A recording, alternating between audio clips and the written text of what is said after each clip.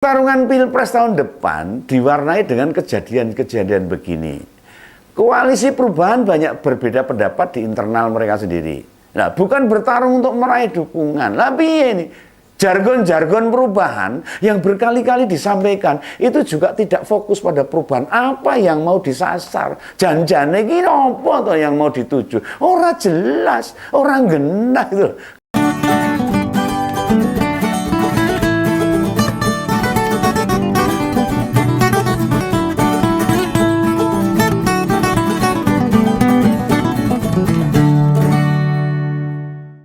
Halo, ketemu lagi dengan Om Begawan. Tetap bahagia, tetap di Ngompol, ngopini politik. Ini saya mau ngomongin Mas Ahaye lagi nih, Ketua Umum Demokrat. Ini Mas Ahaye itu membantah ini strategi pertarungan Pilpres yang disampaikan oleh Partai Nasdem. Kedua parpol yang sama-sama bergabung di koalisi perubahan ini malah membuka perdebatan di ruang publik. Padu dewe ceritanya ini. Seranggenan nih. Koalisi perubahan ini karepe piye ini jadi ketahuan ini. Meski PKS, Nasdem dan Demokrat sudah menandatangani piagam koalisi, rupanya masih terjadi nih perdebatan-perdebatan. Ini kata Pak Ahmad Ali, Wakil Ketua Umum Nasdem. Jatim dan Jateng itu lumbung suara. Oh iya ini, penduduknya kan banget. Soalnya kalau dihitung pemilihnya sampai 1/4 pemilih di seluruh Indonesia.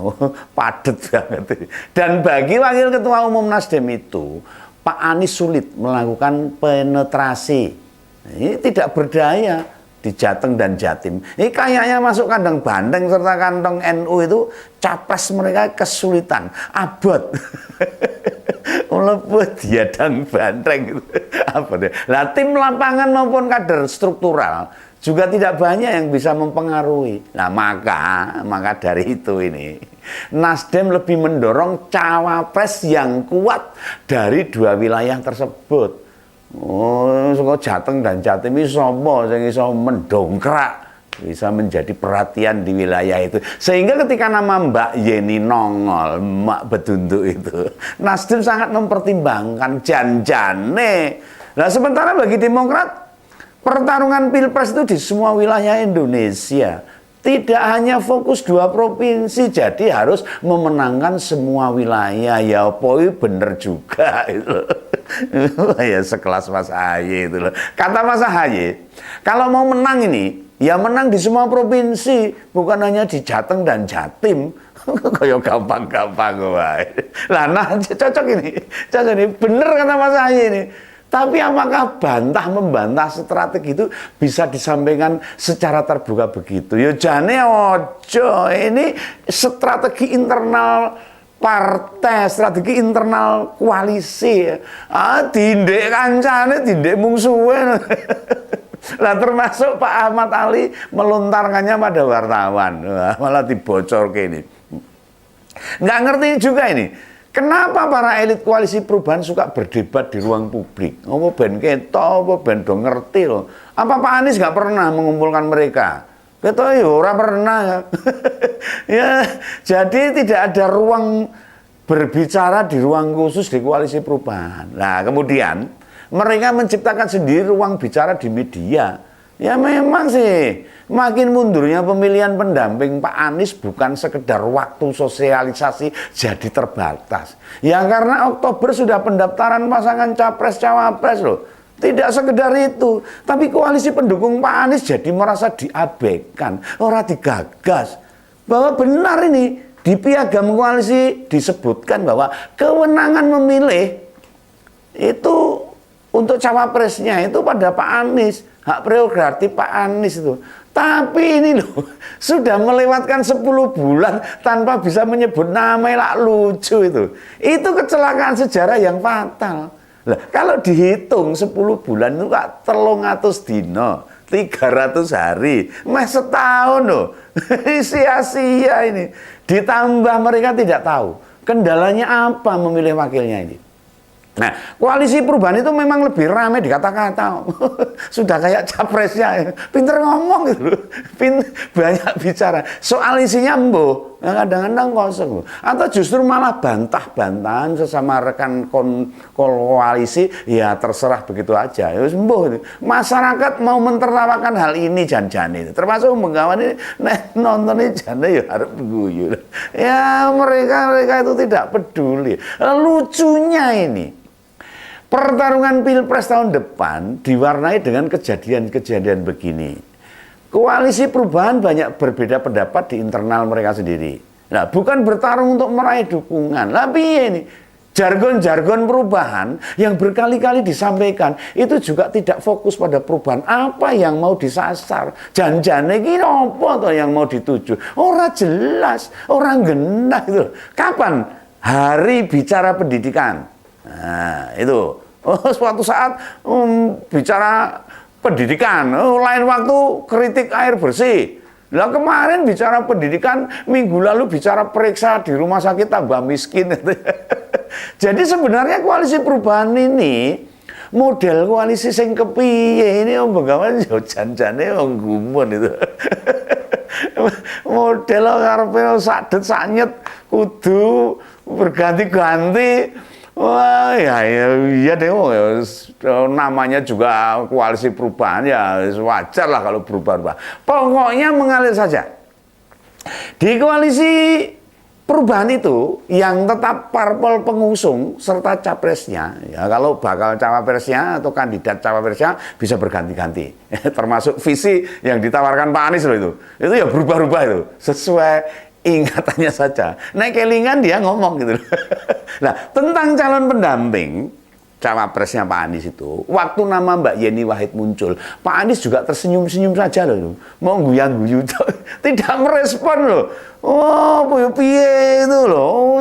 Ora direspon, malah dari 5 kriteria yang sudah disepakati di koalisi perubahan, Pak Anies menambahkan kriteria nomor 0. Oh, ini ada calon cawapres yang berkualitas, orang digagas mau diguya-guyu. Mungkin dalam benak Pak Anies ini, mungkin ini hidup itu dinamis katanya. Selalu ada perubahan. Ini menurut pikirannya Pak Anies begini. Nah, makanya namanya jadi koalisi perubahan ini. Karena selalu berubah-ubah. Termasuk menimbang-nimbang nama yang masuk di kandidat cawapres yang bisa setiap saat berubah. Sing tetep ya wong capres itu gimana ini. Nah, mungkin dulu sempat mikir ini, Pak Sandiaga menarik karena uangnya bisa dipakai buat kampanye. Mungkin itu ya, kalau menang nggak perlu dikembalikan, ora usah ngelunasi. Nek kalah mbuh itu. Kayak zaman Pilgub DKI dulu. Tapi yuk batal. Soalnya Pak Sandiaga mundur dari Gerindra dan pindah ke P3. Nah, Gerindra punya capres sendiri sih masalahnya. Pak Prabowo itu. Sedangkan P3 merapat ke PDIP saat ini. Itu aja juga embuh gitu loh. Menerima tawaran dari internal koalisi nama Pak Aher atau Pak AHY. Pak Anies kayaknya juga ragu. Tapi ya, sing bener tuh yang mana itu loh. Apa keduanya mampu menaikkan suara katanya Pak Anies itu. Kalau milih Pak AHY sama Pak Aher. Nah, ya seperti Pak Anies tuh nggak yakin gitu loh. Sehingga berkali-kali disodori, ya nggak direspon nama AHY dengan Pak Aher ini. Ini membingungkan ini. Sehingga begitu nama Putri Gus Dur muncul, nah ini bagi Pak Ahmad Ali itu berpotensi menambah suara ini. Ini menurut Pak Ahmad Ali, utamanya di Jateng maupun di Jatim itu, supaya Pak Anies tidak hanya jadi capres betul-betul punya pesaing, bisa bertarung agak sepadan gitu loh kalau berdampingan dengan Mbak Yeni. Argumen ini keliru dari kacamatanya Mas Ahaye. Beda pendapat. Koalisi harus fokus pada semua daerah, bukan hanya di Jatim dan Jateng. Memfokuskan pada daerah tertentu menurut Ketua Umum Demokrat ini. Ya, bisa membuat koalisi perubahan lengah di wilayah lain loh, kalau hanya fokus pada Jatim dan Jateng. Nah, ini menurut saya bener. Bener. Kemenangan di Jatim Jateng tidak akan ada artinya kalau wilayah lain kalah telak, katanya Mas Ahaye itu loh. Yes, orang pompo. Apa ini pendapatnya dan patu dewi. Lah tidakkah upaya Mas Ahaye tidak merespon positif munculnya nama Mbak Yeni? Nah, ini kok tidak dipertimbangkan?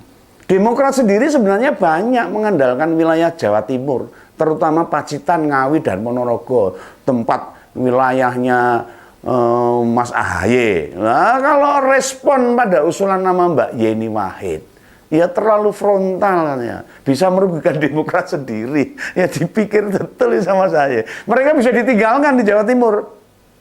Kalau memilih Mbak Yeni, Mas AHY nggak kanggo, ditinggal. Lah di Jateng saja.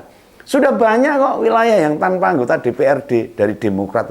Termasuk di Surakarta sana juga sudah nggak ada itu wakil dari Demokrat. Bisa-bisa karena terlalu memikirkan target cawapres. Suara nasional Demokrat makin merosot lagi. Lah ini ya benar nih. Makanya ini saya ingatkan kepada Mas AHY, pikirkanlah partainya dulu. Jangan sampai hanya mikir cawapres, nanti partainya amblek merosot dan tidak masuk ke parlemen di Senayan. Yang rugi siapa? Ya Mas AHY sendiri. Itu ya Mas AHY ya. Ini pesan dari Om Begawan. Sampai jumpa di ngompol-ngompol berikutnya. Tetap di ngompol, ngopini politik. Salam Begawan.